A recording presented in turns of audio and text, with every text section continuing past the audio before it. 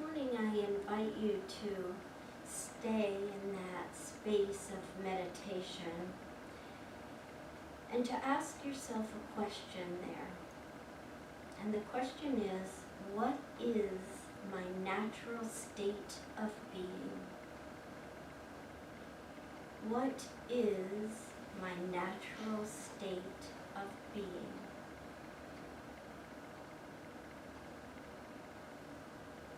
Our founder wrote, not only must we have complete faith in spirit and its ability to know and to do, but we must have complete confidence in our approach to it. We must not be lukewarm in our conviction. We must know that we know. So, our talk this morning is a serious talk. It's entitled Dealing with Conditions. And so each one of us has conditions going on in our lives that we love and that we want more of. And each one of us also comes to the table each day with conditions that we are looking to shift. And so the talk of dealing with conditions is not only about us, but about our world and about the communities within that structure. And it's the idea of rising above the conditions to a state of consciousness that creates differently for ourselves personally and for our world at large. So I think an obvious question about all that is, are we buying into the state of world affairs as universal truth?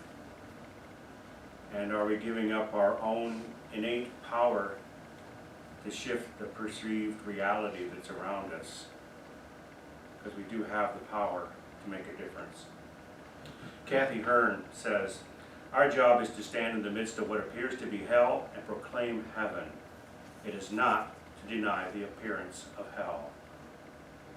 Powerful statement, isn't it? She's talking about holding absolute perfection as our truth and knowing that whatever's happening around us, that absolute perfection never, ever changes. We are reminded to be conscious of whether we're being responsive to or reactive to the conditions around us. Can we accept what emerges with wisdom rather than retaliate with fear? Life's an ongoing, growing, evolving process or experience, and that's why it's sage advice to be careful what you pray for. Because like the genie with the 3 wishes, every wish that is answered sets a new process in motion.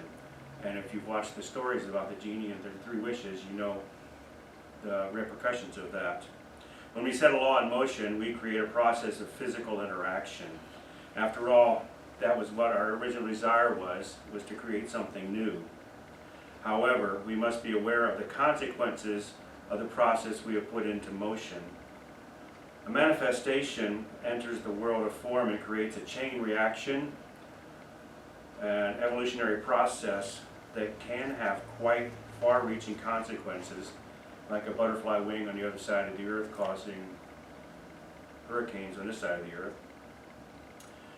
But every time we change our mind, we change the entire experience before us, both now and in the future. Every new condition or circumstance is altered by a shift in consciousness. It's really just that simple. Every new condition is altered by a shift of consciousness, like a single drop of food coloring in the washing machine, or that one little red marker that you left in your pocket shifts everything that's going on in the washing machine. Are we adding to the chaos, to the perceived race consciousness that's going on, or are we creating a solution? Every thought, every action influences every aspect of our future and how we look at and perceive our present. So So whether it's in our personal affairs or whether it's in global affairs, we are sometimes influenced by a sense of overwhelming. Anybody else ever feel that feeling of, I'm overwhelmed in this moment? Like if you go to that washing machine and see everything has suddenly turned red and now you have to... Funny, we're wearing pink today. Yeah, and it's all one solid color, which is kind of nice. Although tie-dye can be fun.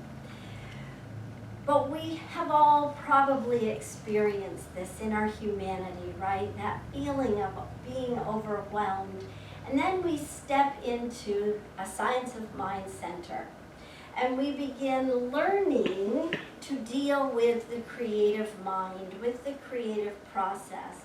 And for me, it is a process. I find myself getting tangled in the conditions of life, whether it's the world or someone I love or myself at times. But I've gotten so much faster at realizing that that isn't my place to be, that that isn't where I want my mind to be, because it creates more of it.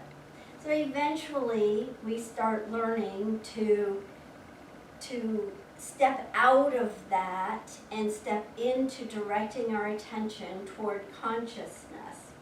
We learn that becoming obsessive or depressed or fearful, angry or judgmental, or any of the other list of words that we can become in our humanity over a condition that exists does not change them.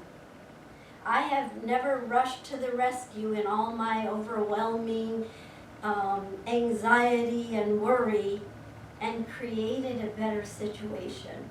I don't know about you, but I've had lots of situations where I can remember that I could have handled that differently. And had I, it would have experienced itself through me differently. And the reason is because we can't change a condition at the level of the condition. All we can do is jump in and have a pity party with that condition. And it will never serve anyone. So this means that we can't submit to a low level of thinking that simply creates more ills, more chaos, more destruction, and then expect to get a high result, a high level of result. It just doesn't work that way. We are to turn to the creative energy, to trust this creative energy to do its good work, and then to place it into law, or to place it into law first, really, and then trust it. Step away and know that it is activated. And the ideas that we want to place into law are ideas of love, of peace, of abundant good. And in so doing, we activate an eternal energy that blesses and multiplies as it shifts forms and conditions. Yeah, so this practice we have in Science of Mind about holding only positive thoughts and only thinking positive things and saying affirmations and so on is not about going into denial of what's happening. It's about detaching from the drama and not buying into it. Buddhists have that concept of freedom from attachment, and it's so valuable in these types of situations. Detachment as release from suffering is an important principle or ideal, and it's also in the Baha'i faith, Buddhism, Hinduism, Jainism, and Taoism, and so on. In Buddhist, the Hindu religious texts, the inability to practice or embrace detachment is viewed as the main obstacle towards a serene and fulfilled life. Many other spiritual traditions identify the lack of detachments with continuous worries and restlessness. Releasing emotions from conditions allows us to view circumstances without prejudice and without judgment, to see things as they truly are. So know, Ernest Holmes wrote that in treating, we must turn entirely from the condition. Whew, it's a big task, isn't it?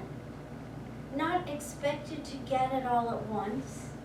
It sometimes can take steps and stages, but once we've practiced it enough, and we're steeped in it enough, and we trust it enough, it really becomes a way of living. And as David said, we're not facing facts. We're not in la-la land. We're not ignorant of the conditions that are occurring in our lives or in the world. When we are facing discordant or warlike conditions, we are often in a state of confusion. And that confusion is not the place that we want to formulate an idea. We want to formulate that idea from a place of turning our attention into the realm of the universal. It's a matter of understanding that you are only as powerful as the idea you are holding on to. So, I know that many, many years ago, I haven't heard it recently, but maybe some people think it and don't say it, I don't know. I was called a Pollyanna-ish. And I just took that as a compliment. Because what it means is that you're seeing the eternal. You're seeing that universal energy of all good. Now, whoever said it, it's really about them, because what we're looking at, we're looking from. But for me, I just took it as a compliment and said, good, good, good, good. That means that you see that I'm seeing God in all that is. Now, I knew personally that wasn't always true. Sometimes I'd get down in the muck. But I was working all the time to become conscious of not. And I still am, every time I catch it. So if we're focusing our attention on universal love, we are delivering the highest vision of good. And that is what moves the situation into the ultimate solution or resolution for everyone involved. So here's the difference for me. The difference between the two directions of thought we can take lies within the thinking from the universal mind and thinking from the individual mind. So thinking into a situation in which any of us may have going on, or that's going on in the world and catching us up in it, are you thinking from that universal mind energy of goodness? Or are you thinking from the lower level of personal human mind that lives in the realm of the senses? I'm going to talk more about the senses again later. So it's for us to practice not getting caught in the trap of analyzing and dissecting and wallowing in a condition, because it serves no one, and least of all you. You are the thinker. What we want to do is get caught up in raising our awareness above the condition, knowing that all is good, and when we treat, we want to understand that I am not doing the healing. I am allowing the revealing to open up through me as I know truth. I'm allowing what already is in the mind of God to emerge. And again, whether it's something personal or whether it's something worldwide or community. So what happens is we become receptive, we surrender, we open ourselves up, we become grateful for this revealing of truth. And that is what it means to be faithful. to be full of faith, to trust the process of life. I've used this process and proven this process time and time again, and I've witnessed it in my life with others. And we can, in every given moment, make a choice to descend into the chaos or ascend into bliss. And I ask this question, which resonates with you? But it's a pretty easy answer, isn't it? And yet sometimes in our humanity we go low. Our thinking goes low. And we feel it. Our body can take on physical dis-ease because of our stinking thinking.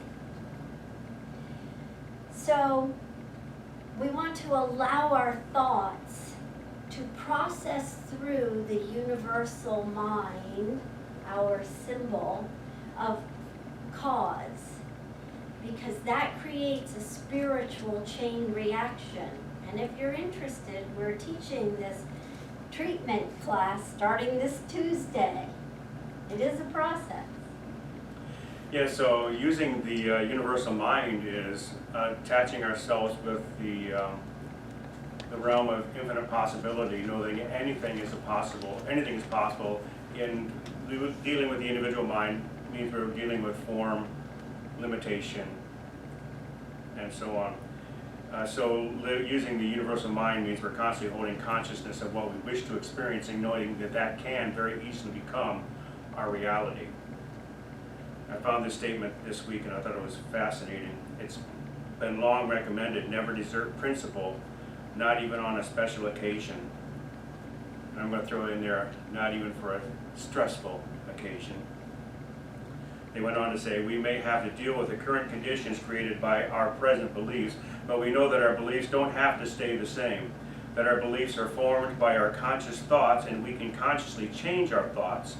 If with every change in thought we intend to become closer to the divine, every thoughtful step forward is a journey, and the journey is a victory. I believe that's the truth of using universal mind, moving in the direction of our universal truth of who we are. We must learn to deal with conditions properly, not obsess over them and not be influenced by them. We are constantly creative and can constantly change our minds or change our thinking at any point in the process, refining, redefining, and recreating what we're experiencing. God does not have a plan or prescribed outcome for anything. We are co-creators in the creative process, always, not just when we need something. So, it's important to recognize that we're always using the universal mind. We're trying today to show how they activate differently. We're always using that universal mind. And what we're always doing is moving a mental energy. When we pray, when we treat, we are using mental energy in the direction of our purpose. And as every thought is a prayer, whenever we think, whenever we speak, whenever we engage in conversations, we are activating a law. We use the creative power by sending mental and emotional signals.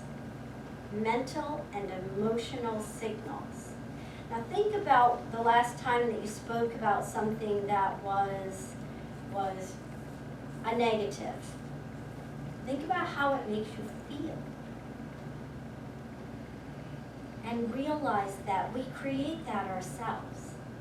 Doesn't mean that we can't talk about facts of life. We want to keep our consciousness above that which is in the senses and of the world.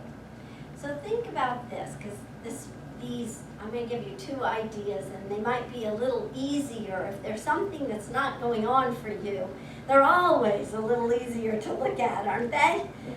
So think about the idea that if you are feeling and thinking from the level of poverty, you are highly unlikely to attract wealth into your life. And likewise, if you're talking about the many ailments to everyone who will listen, not just your minister, practitioner, doctor, and best friend, if you are doing that, then it's not probable that you will find the path of perfect health. We stay steeped in whichever level of consciousness we are attuned to. And so it is, as Hearn says, our turning away from negative conditions and treating to change our own thinking about a condition that sets the creative power in motion. Ernest Holmes wrote, "If we do not like our outer circumstances, conditions, or even our personality, the place to begin to change is right within our own mind." So factually, we know that for generation after generation, harm has occurred. And you could consider that a fact. You could also consider it opinion, because what one may call harm, another may call moving into the right place. Many of us are beginning to recognize the destruction and practicing the art of unlearning it and setting our sights in a new direction toward the source of wholeness. The source of wholeness. Holmes wrote, "In your invisible power," and we all have this invisible power, no condition, no outside condition is stronger than our internal potential. No outside condition, personal or worldly, is stronger than our internal potential. Let's activate that potential. So as Deborah said, the world has been beset by war and chaos throughout of all of history, and what appears to be destruction and breakdowns are really part of nature, as Frank was talking about earlier. It's all part of nature. You think about a caterpillar goes into the cocoon and completely breaks down its chemical nature and reshapes everything and then comes back out as a butterfly. It's just normal procedure in life, the absolute destruction of that caterpillar into a butterfly. And we also know that there are certain times of the year where we actually bury things in the ground, seeds, some kinds of vegetables and stuff, and then miraculously they blossom into more food. We know that is the part of the life principle of how life goes on. Abraham Lincoln was told to have faith that the Lord was on his side. He knew he had some pretty serious challenges. He replied, "I am not at all concerned about that, for I know the Lord is always on the side of right. But it is my constant anxiety and prayer that I and this nation may be put on the Lord's side." He's basically talking about holding positive consciousness for the truth to be revealed and for the truth to actually come to fruition. Ernest Holmes says it depends then upon what we think that we shall be to what we shall become. And the sooner individuals who are seeking to operate this principle will realize that it depends upon what they think and depends upon nothing else, and the sooner they learn to depend upon nothing else, the sooner they will demonstrate that principle. Pretty simple, isn't it?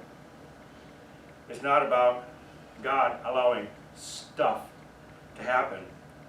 It's about us judging the stuff rather than doing our spiritual work or our spiritual practices to make a change, to change the stuff for the better in our world.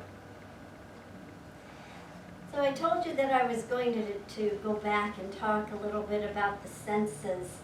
So I'm talking about the five senses. I'm talking about the physical senses. And the idea that sometimes we get stuck in our head with all the facts. And we forget that facts are often based on our five senses. And our senses are of the physical world. And the truth is that we are so much more than that.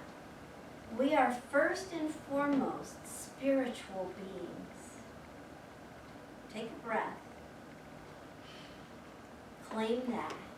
I am a spiritual being before all the senses. And once again, ask yourself, what do I believe my natural state of being to be? What is my natural state of being? We have been designed with the ability to think beyond the senses and to enter the heavenly state of life, the divine. This isn't a design of accident.